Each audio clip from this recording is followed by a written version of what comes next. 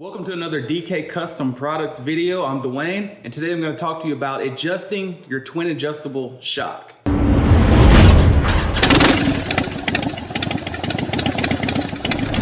There's only two adjustments to be made: the preload and the damper adjustment. The preload is this collar here, it's threaded, and as you adjust it down towards the spring, that it increases preload. Preload is going to support the weight of the bike, it's going to support the weight of the rider, the passenger, and luggage. So depending on how much passenger weight, luggage weight, things like that, it's going to determine how much preload you need.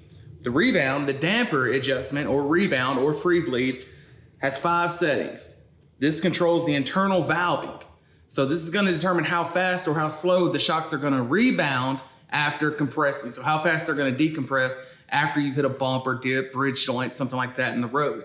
You don't want it too fast, you don't want it too slow. So this is a really easy way to dial it in. It has 5 adjustments, 1 being the more open valve, 5 being the more tighter valving. Preload adjustment, that's going to be the big one. These shocks, if you look closely, you'll see there's a rubber bumper right there.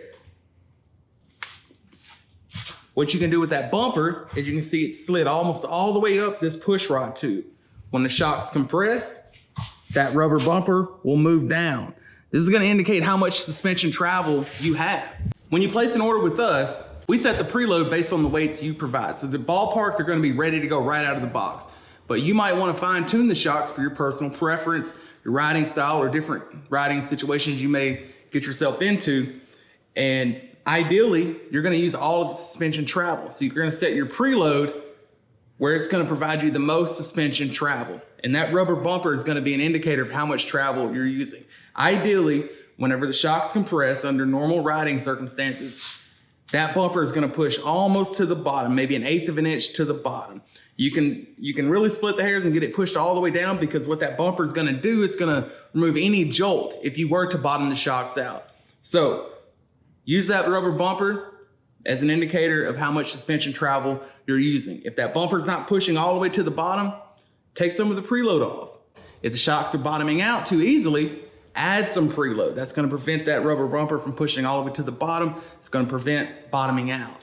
The shocks are going to include a spanner wrench. That spanner wrench hooks into these grooves on the preload collar, and as you crank it this way or this way, that's going to adjust preload. Another thing, we're going to send these shocks to you with that damper setting on setting number 3. It's a very neutral setting. For 90% of the people out there, 3 is going to be perfect. You never know when you may need to increase the valving.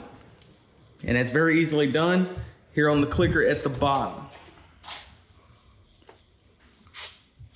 Now, every time you make a preload adjustment, we do recommend resetting that damper adjustment to 3. Just because 3 is, just like I said earlier, a neutral setting, and it's a really good starting point for any preload adjustment. One mistake a lot of people make is if you look really closely at the labeling on the dampen adjustment, you'll see hard and soft. What'll happen is you'll get in a situation where it's a rough ride and you think adjusting that to soft is going to be the solution, but it's actually counterintuitive, because it actually increases the rebound speed and it sort of gives it a pogo effect.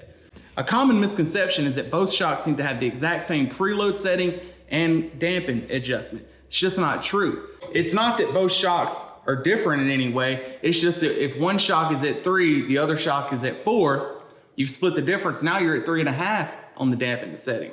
So it's a really good way to fine tune the shocks.